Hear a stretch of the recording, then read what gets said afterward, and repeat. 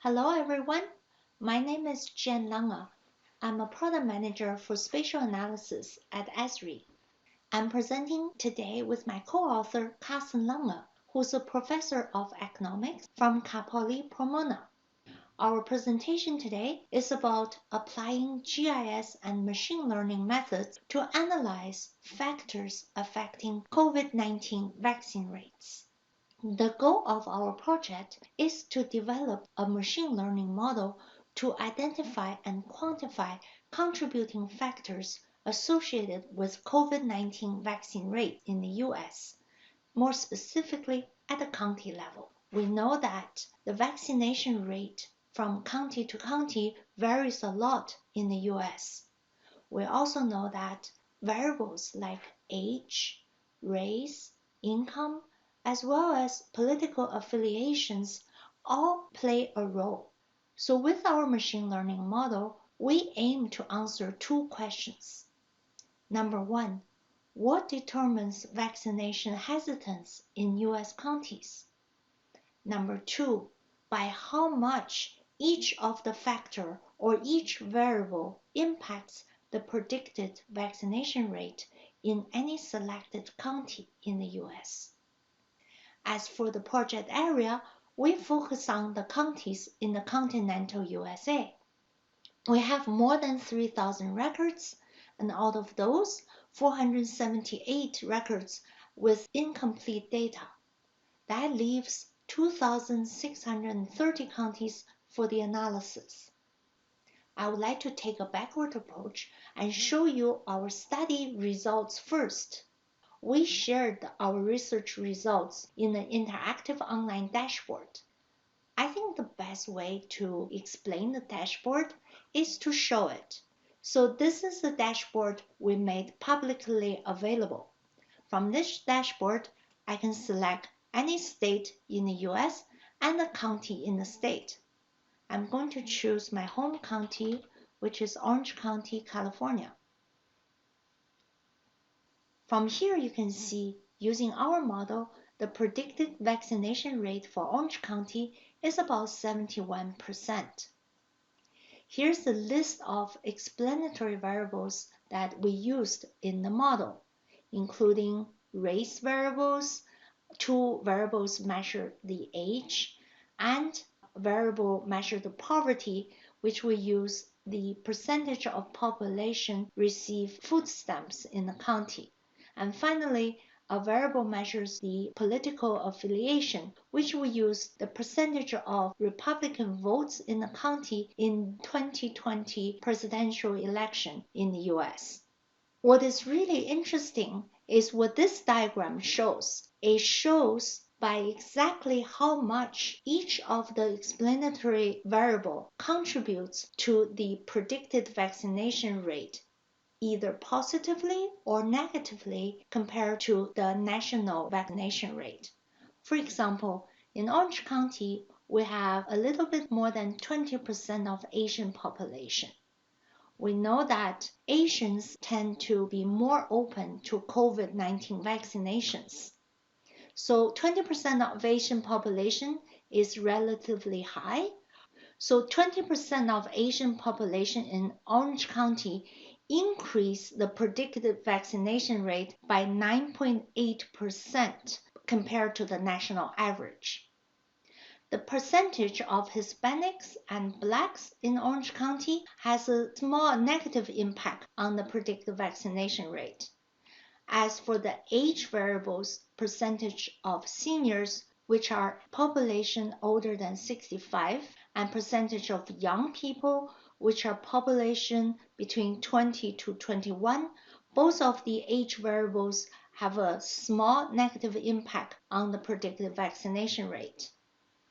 As with the poverty variable, has almost zero impact on the vaccination rate, probably due to the fact that Orange County is a relatively affluent county.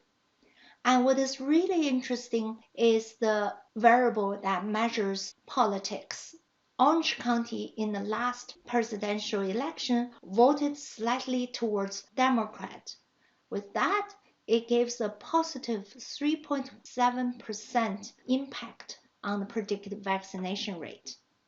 So the values here are called Shap values. You will hear more about the Shap values in the later part of the presentation. They're designed to explain the outcome from a machine learning model. If I were to select a different county, you will see different Shap values for that different county because the impacts of each variable varies from county by county. Now, how did we reach our research results? We start by preparing the datasets in ArcGIS. We train and test the data in R using machine learning model, and then we quantify the impact using Shap values, and finally, we share the results in an interactive online dashboard. The first step is to prepare the datasets. The data used in this project comes from multiple sources. The vaccination data mostly is from CDC. For the counties that not included as in the CDC dataset, we downloaded from the county's website. For example, the Texas county data is from the Texas Health and Human Services Agency. For the political data, we use the US 2020 election results available from the New York Times GitHub site. We use the ArcGIS geoprocessing tools to convert the original precinct level data from GeoJSON to features and then aggregate it to US county level. As for all additional independent variables, including population, race, age, and income, we use the ArcGIS geo-enrichment services to acquire from Esri demographic dataset. With that, I'm going to pass it over to Carsten. I will talk a little bit about the machine learning model and about Shap values. We used a random forest model to predict the vaccination rate. A random forest model consists out of many decision trees, and one of these decision trees you can see here. A machine learning algorithm generates decision rules, and if a decision rule is fulfilled, a record is moved to the left, and if a decision rule is not fulfilled, a record is moved to the right. The complete records of the training data are moved through the decision tree, and they end up in one of these bins here. After all the training data have been moved through the decision tree, the testing data are used for prediction and for assessment of the prediction quality. Testing data are a subset of the whole data set. They are randomly chosen and they never have been used for training or parameter optimization. Let's assume the decision tree is already established and a record from the testing data set is moved through the already established decision tree. And the record is a county, so maybe the county has a Republican vote that is greater than 56%. It is moved to the left. But the Republican vote is not greater than 69%, so it's moved to the right. The black population in the county is greater than 14%, so it's moved to the left, and it ends up in this bin here. 3% of the training data also ended up in this bin. The average vaccination rate in the bin is 35%. Therefore, our test record is also estimated to have a vaccination rate of 35%. This way, test record by test record is moved through the decision tree and we get a prediction.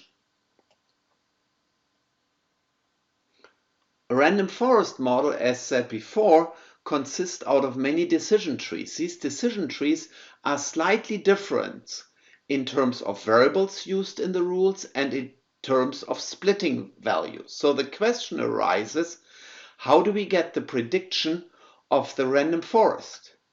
the prediction of the random forest is simply the average of all the predictions generated by its decision tree.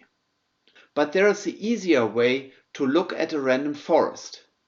We could look at the random forest model as it is a mathematical equation with parameters, very similar to a linear regression. A linear regression is a linear function that has parameters, betas, that measure the influence of the variables on the average vaccination rate. And the betas are determined in a way to minimize the squared error. We have the coefficients here, and as a few examples, food stamps have a negative influence.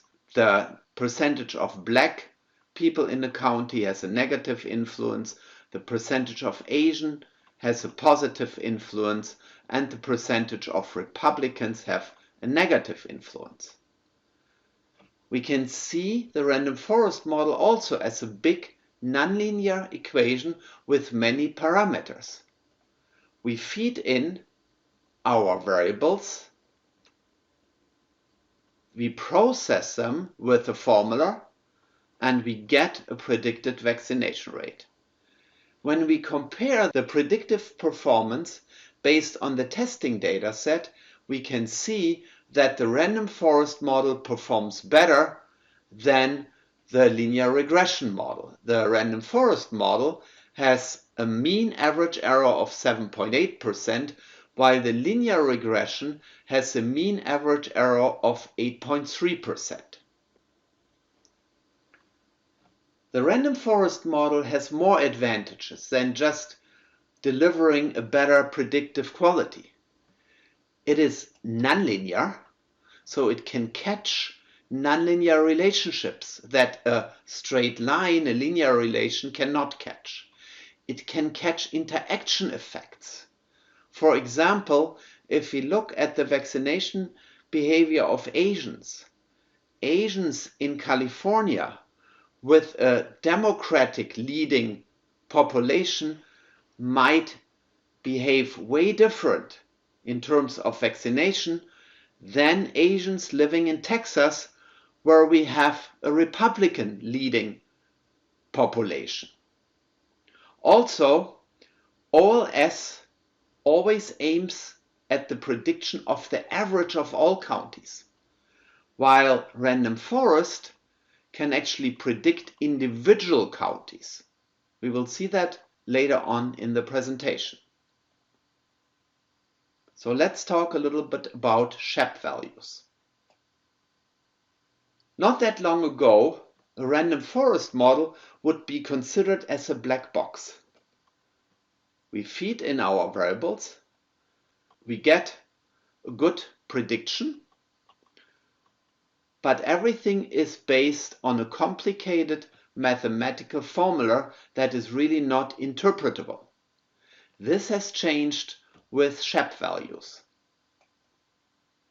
And I want to show you here the idea behind Shap values. And for the sake of the argument, I simplified our model a little bit, and I assumed that the only three impact factors we have are Asians, poverty, and Republicans.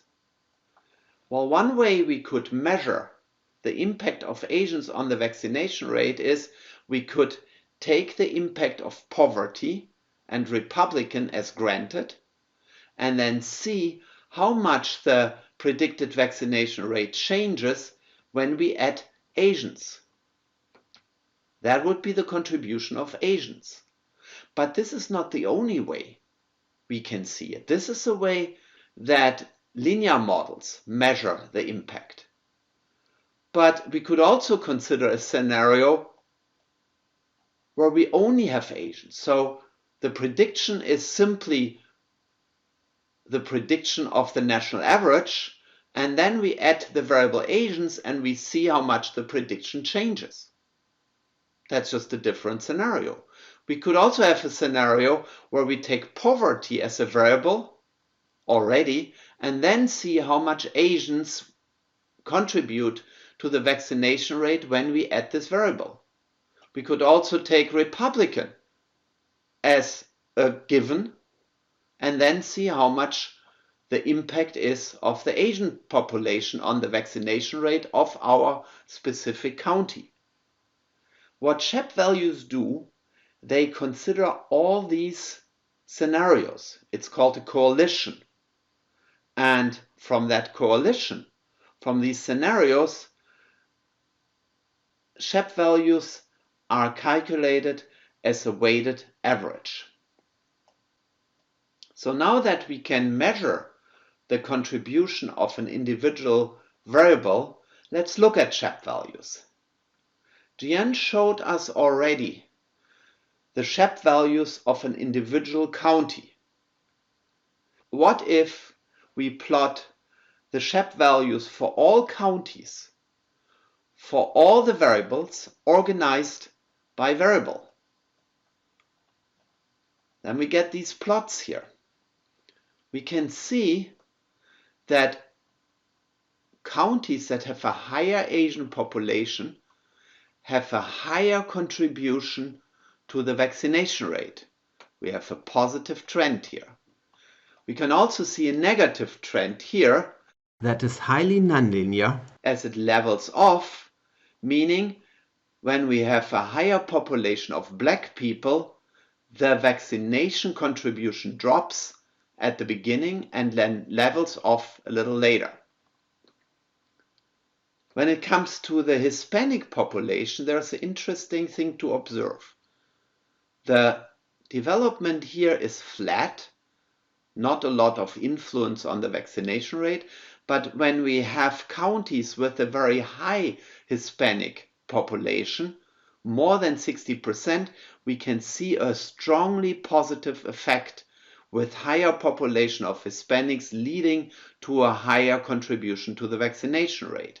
We don't know for sure what the reason is for that, but one reason to explain it would be that Hispanic counties with a very high population were hit extremely hard at the beginning of the pandemic, with many severe illness and many deaths.